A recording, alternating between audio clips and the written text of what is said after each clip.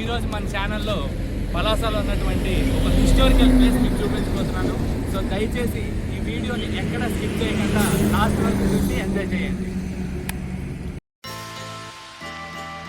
మా టీం అయితే ఇప్పుడు ట్రావెల్ అనేది మనం స్టార్ట్ చేసాం. ట్రావెల్ స్టార్ట్ చేసిన తర్వాత ఫస్ట్ తురకలకోట అనే గ్రామాన్ని దాటి త్రూ ది బెండిగేట్ మీద నుంచి మనం వెళ్ళడం అనేది జరుగుతుంది. ఇప్పుడు ఆ వీడియోలో మొత్తం మీకు క్లియర్గా చూపిస్తాను.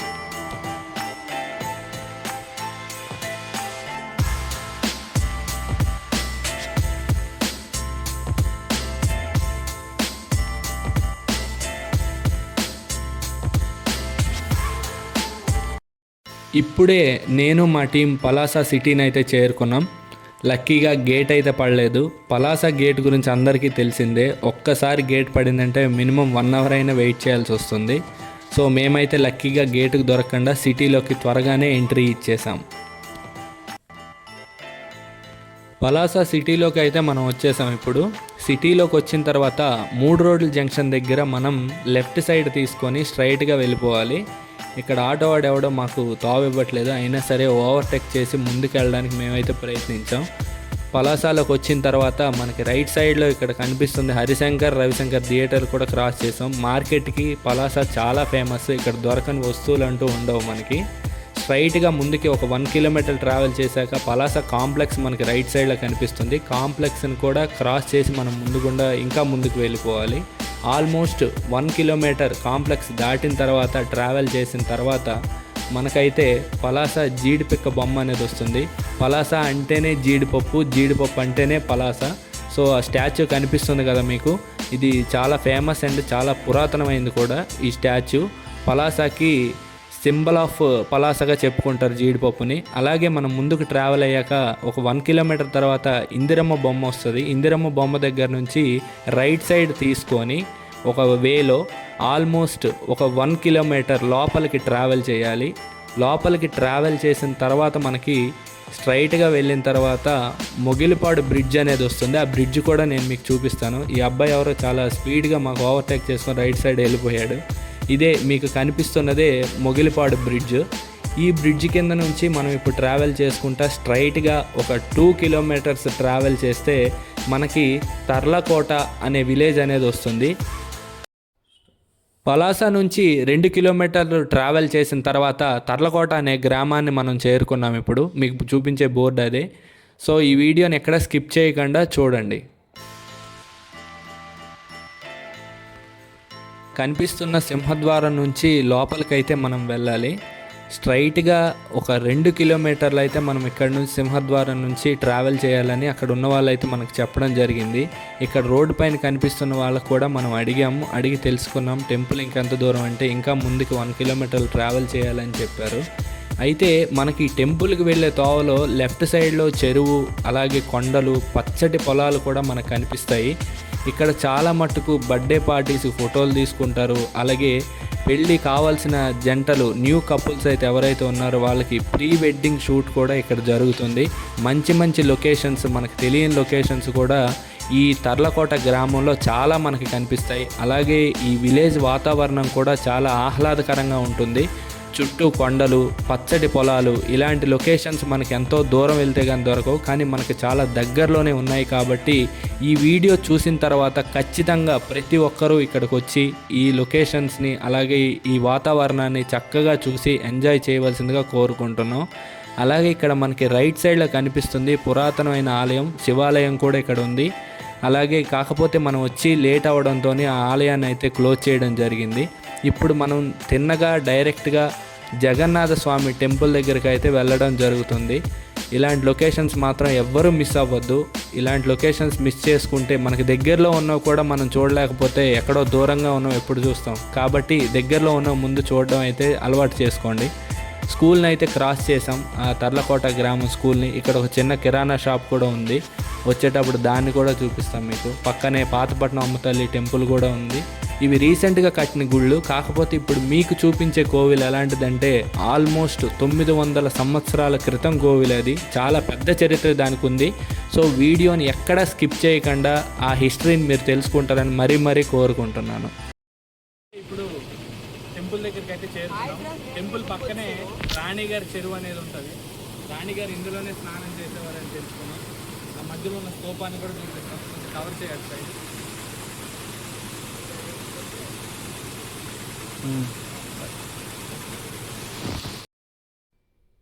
ఇదే మన తర్లకోట గ్రామంలో ఉన్నటువంటి 900 సంవత్సరాలు చరిత్ర కలిగిన జగన్నాథ స్వామి ఆలయం. సో వీడియో ఎక్కడ స్కిప్ చేయకుండా చూడండి. లోపల టెంపుల్ మొత్తం షూట్ చేసి మీకు క్లియర్ కట్గా మేము చూపిస్తాం.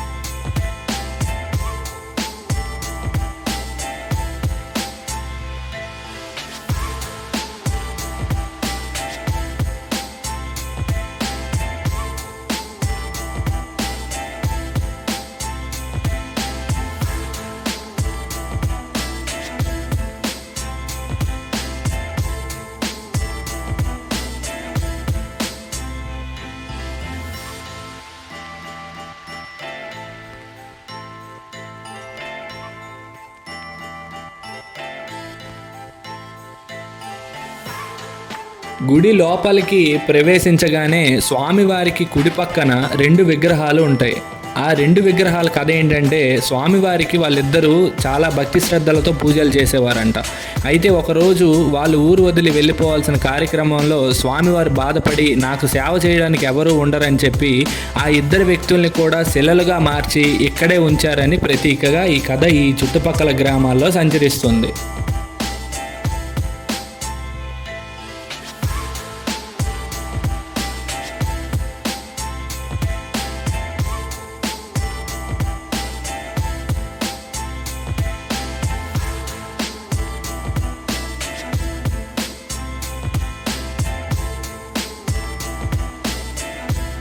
సుమారు ఈ ఆలయం నిర్మించి 900 సంవత్సరాలు అయింది.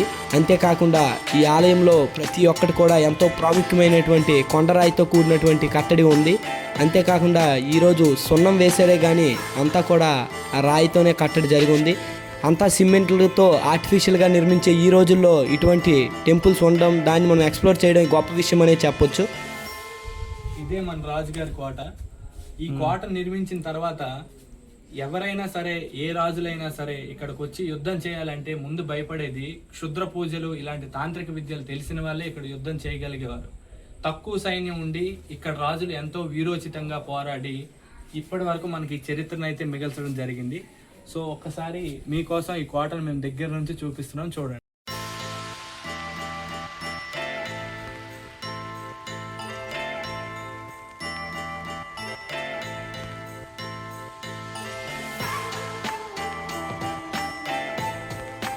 ఈ కోట గురించి అలాగే గుడి గురించి కూడా హిస్టరీ చెప్పడం జరిగింది.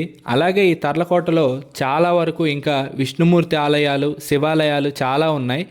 సో వీడియోని ఎక్కడా స్కిప్ చేయకుండా చూడండి. వాటిని కూడా మీ ముందుకు తీసుకొని వస్తాను.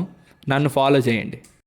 ఈ ఊర్లో ఈ గుడి కూడా 900 సంవత్సరాలు చరిత్ర కలిగిందని పూజారి గారితో మాట్లాడితే ఆయన చెప్పారు. ఇది మనకి కనిపించే దేవాలయం విష్ణుమూర్తి దేవాలయం.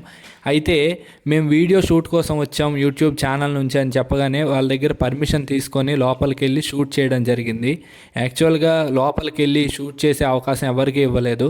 కానీ మేము యూట్యూబ్ ఛానల్ నుంచి వచ్చాం, ఈ మారుమూల ప్రాంత గుడిని చూపించాలి జనాలకి అన్న ఉద్దేశంతో ఆ పంతులు గారు కూడా మాకు సాయం చేయడం జరిగింది.